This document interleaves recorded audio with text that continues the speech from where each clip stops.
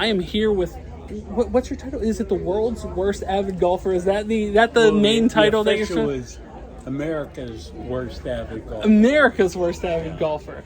Look, an incredible title to be sure. Yeah. And you've played the famed TPC at Sawgrass. Right. Of which I only have played in video game form and never in real life. But the Island Green that everyone knows, you shot maybe a historic number on that green. What's the shot? It had to be. It was a 66. A 66 on the Island Green. Yeah. I lost about 10 balls in a row. Yeah. And my caddy pulled me aside and he puts his arm around me and he says, "You don't have to do this." Yeah. And I said, "What do you mean?" Yeah. And he says, "Well, you can putt out this cart path and then putt out the path to the green." Hey, that's solid caddy advice there.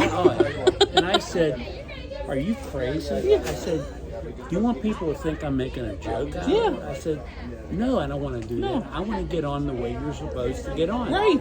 So I kept hitting balls, left, right, short, long. Yeah. I hit some on the green. Okay. And they just roll. They would just roll off. And, So have you ever seen the movie Tin Cup? Yes. When he'd give me another ball, Romeo. He's trying to get it, and he'd get it on, and it would roll off. So that was your story. Yeah. So anyway, I finally I was getting to the point where I'm using range balls. I was out of balls. Okay. So I had to do the unthinkable. Yeah. The most embarrassing, humiliating thing any human being could ever do. You know what that was? What was? I had a putt out the path. That was the only way to get on. That's the only way to get on, though. And back in the day, in the 80s, the path that went out to the green was not the straight shot like it is today. Yeah. It was like a snaking kind of path. Okay. So I'm putting out the path. Yeah. Guess what I did? What? Putted off the path into the water. How? Now how? How could you do that? I have to know. How do you do it? I've never before done things. So when I finally putted out, the guy who was my scorer from Golf Digest, he comes over with this pad. And you know when you keep track of something, 1, 2, 3, 4 line, 1, 2, 3, 4 line, he's got this filled up all the way across. And he says, "Angelo, I can't believe what you've done. I just totaled this up. You took a 66 for one hole. How could you do that? And it's mind-boggling." And that was the first time I heard that number, and it was like, I must have gone into like a golf coma. Right. You know, a golf-induced coma. Wow. And I still had to play number 18. You didn't have any balls to play 18? You used one ball? I'm using range balls. Right. Okay? So I go to the 18th tee, and I hit my tee shot, and it goes about 30 yards ahead, and it hits into this gigantic sawgrass bush. Oh, wow. So now I'm looking for my ball. Can't find it. This stuff's so thick. And the official says, "Angelo, you're gonna have to go back to the tee and reload." So I go back to the tee, hit the next shot. It goes in the same bush again. So now there's about 10 people trying to help me find my ball. Could not find either ball. So is this, what I'm confused by, is this a competition, like you were paired with other bad golfers, or was this just an exceptional circumstance of you? There were 4 guys from around the country that were avid golfers. Okay. They weren't looking for people that played once a year. They wanted guys that played a lot of golf. You had to be able to document your scores. Sure. And they wanted people that were terrible. Okay. But they played a lot of golf. All right. They knew the rules. Right. They knew golf etiquette. Sure. But they just stunk. And they put us on the hardest course they could find. And to make it even worse, they had us at the pro tees, which for us, is you very need far. a career shot. Just to get into the fairway. Right. You know, so they kind of stacked the deck a bit. Oh, obviously they were trying to see, like, if we were deliberately trying to find like the highest golf score we ever could, manufacture. You got to start off with the worst golfers. Then add in the toughest course. Right. And for toppers, have him hitting from the pro tees with a gallery Right. of people, 30 camera crews covering their every move. Right. I mean, intense pressure. Yeah. And then for an added bonus, here's the coup de grace. Yeah. They bring in the commissioner of golf, Dean Beeman. He's going to be watching us play. So like the pressure, the amount of pressure. Oh, man, it was incredible. Intense. And I mean, Wow. I was like, I couldn't eat breakfast that morning. I was like, Yeah. you know, and right before we were ready to tee off, Dean Beeman comes up to us. He gathers us around like the grandfather. Right. And he says, fellas, we know that you're going to play bad. He said, but you know, if there's one thing that's a knock against golf is that it takes too long to play. Right. He said, now if you guys could go out there today, give it your best, and play this course in like 4.5 hours, Yeah. we'd be able to say, look, we put the worst golfers in America on this course, Yeah. and they were able to play it in 4.5 hours. Now, I gotta tell you, to be honest, I thought he was insane Right. when he said that. Yeah. Because I knew how tough this course was. You're right. And I said, Mr. Commissioner, I said, I want you to know I'm going to do my best. I said, but I hope you won't be too disappointed if we don't do it. Yeah. You know how long it took us to play? no. 7.5 hours. So, Well, yeah, of course, of course. of course, when you're losing, You're losing 27 balls balls right. on one hole, Right. plus all the other hazards we had to negotiate. So because isn't there like a limit to how many strokes you can have at a certain hole before? And they didn't give you that limit. No, matter of fact, they had shut the whole course down that Oh, day, really? Okay. just for us to Yeah. play. Oh, wow. So there was no limit certainly on Right. anything.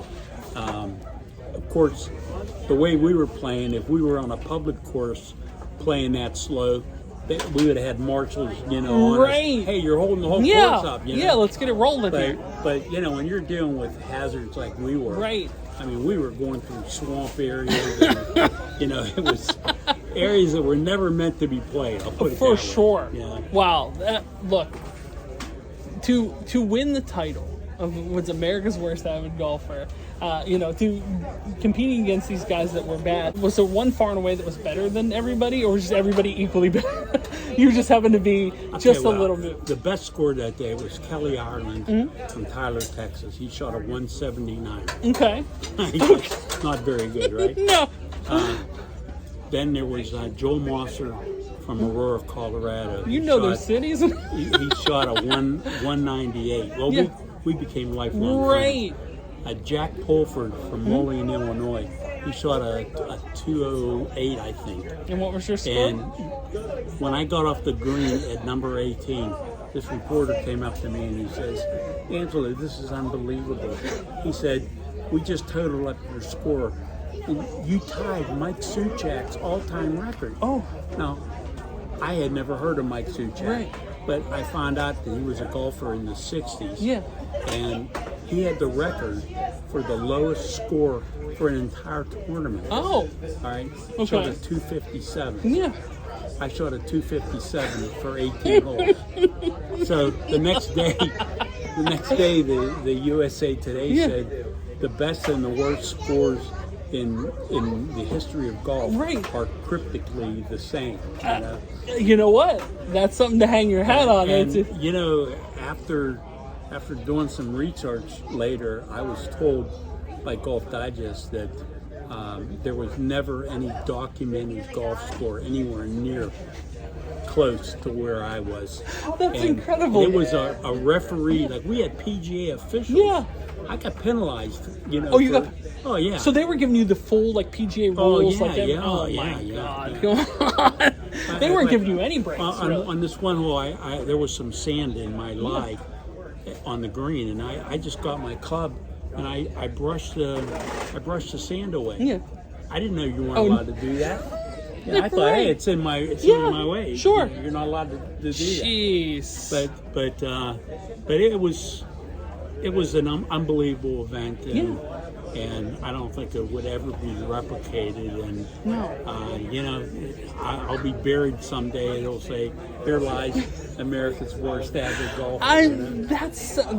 That is a place in history that no one can take away from you. Yeah, and there's nothing wrong with that. And you know, the next day I was on the Today Show. That's incredible. And Brian Gumbel said to me, I was really nervous. Yeah, sure. He's a really, you know, big critic of things, and especially, you know, he's a real avid golfer. And I thought, oh God, you know, what's he gonna say? You know, were we trying to play bad? And, you know, I wasn't trying. I mean, look what I did. I was trying to play good. Yeah. You know, not let alone trying to play bad. Right. But you know, he came up on the set and he was just cracking up, and we just relaxed. Kelly Ireland was on there. Yeah. Too, okay. because he had the best score. Yeah.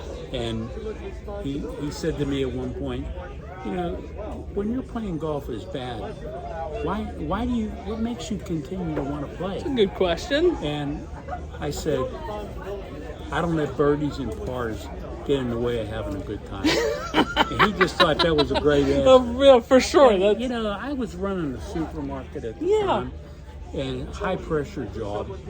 And believe me, when I had an opportunity to get out on the course with my friends, take your mind off everything. Cut up, tell some jokes, have a couple of beers. Absolutely. I mean, come on, that was everything. That was the best time. That would take you away. Yeah, you know, it was just escape. gave me a chance to relax. For sure. And even if I wasn't playing good, if I hit a nice shot every once in a while, had a half decent hole once in a while, you know, that was more than enough for me. You know. Yeah. But my golf league nominated me for the worst avid golfer tournament. So it shows what they thought. Yeah, of me, they knew what you were into. So I will leave on this note. I've been asking everybody. I'm going to ask you to do it too. You just introduce yourself and just say you're watching Tom Was Here. Yeah. I'm Angelo Spagnolo, America's worst avid golfer in 1985, and I'm happy to be here with Tom Was Here. Awesome. Thank you so much, man.